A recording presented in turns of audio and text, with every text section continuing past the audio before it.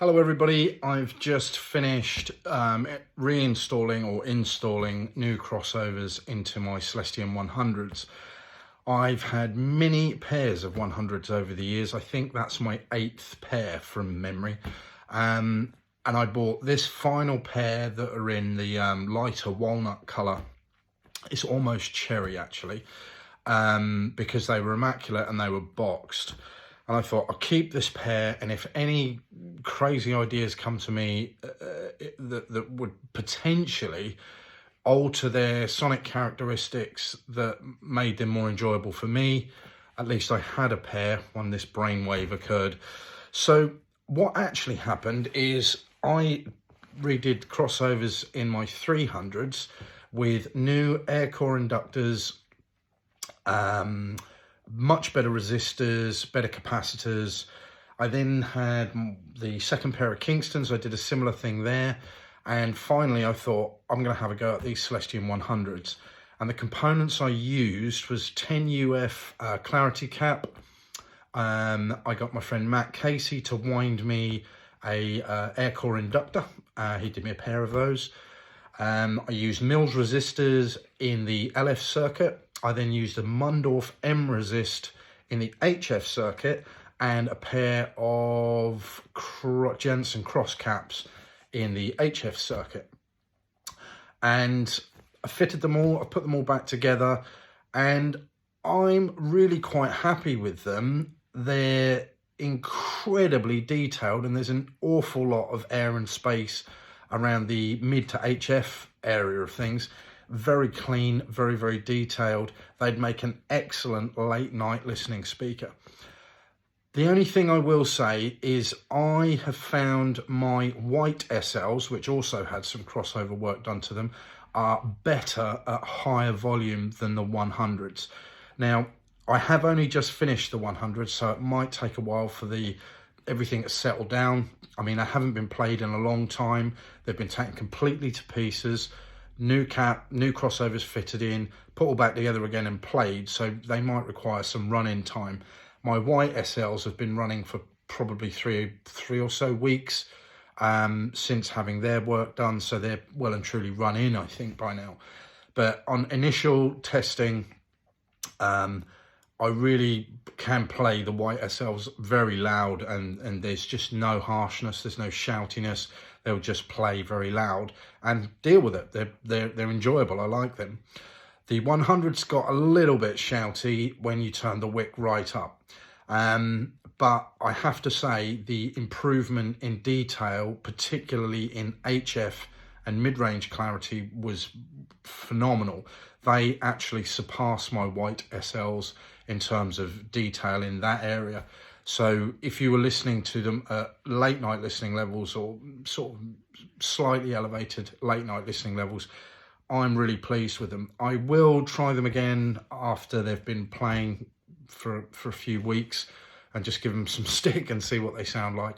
But overall, I'm pretty impressed. I'm pretty pleased, I should say, that this has worked. That I've always been moderately skeptical about, chucking in new components and expecting it to sound brilliant. It did work on the white SLs. It certainly worked on the 300s. They sound brilliant, but they're not that original anymore. The bass driver had split surround, so I've put a new single rolled rubber surround on there, which may have accidentally improved the bass response, or it might have changed the characteristics favorably. I don't know. They'd need to be measured for me to ascertain what's actually happened there. But those I was very pleased with. The Kingstons I was very pleased with. My white SLs I was very pleased with. And the 100s, which are my least favourite of the Celestion SL series, have been improved. But I think time will tell if they've completely been made satisfactory to my desired sound quality that I would expect from them. I'm not poo-pooing them yet, but they just need a little bit more time to run in. But anyway, that's the update on the Celestion 100s. The only one thing I've got left to do is I have a very tired pair of SL 600s that I will I need to do the cabinets first. The Nixel paint is all gone crummy, so I'm going to take them completely apart, get the cabinets stripped, or I'll strip down the cabinets, get them resprayed. It would be nice to get them done in Nextel again so they look original, but I'm undecided on that yet. And then I'll do something to the crossovers on those, see if I can freshen those up and get them sounding as good as they can. So there is one more project for me to do, but other than that, I'm pretty much done with all of the SLs that I felt needed a bit of freshening up. So yeah, I'm pleased with how they've all turned out. And I'll give an update on the 100s in about a week. So let them all settle down and run in. I have always felt that even if you move a speaker and then put it back, it won't sound right for a little while. It needs some kind of time to settle in. I don't know if that's psychological, that the things don't sound right for a minute, or if there physically is something going on with the loudspeaker that needs to settle down.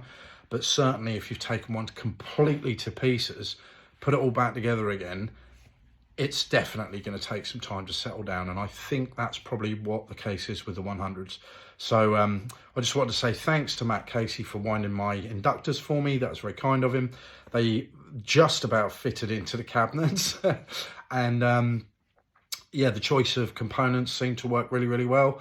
And I'm very pleased. Okay, take care, guys. I'll catch up with you soon.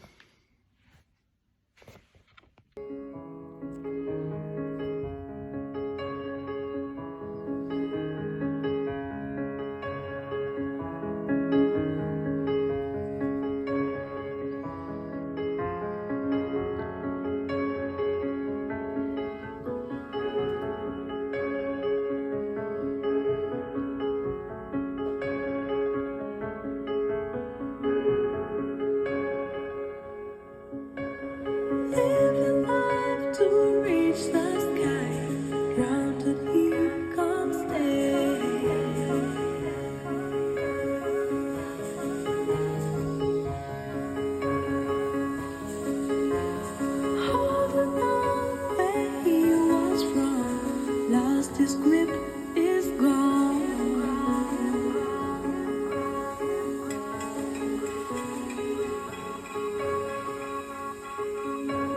Touching lights an empty void, empty voices heard.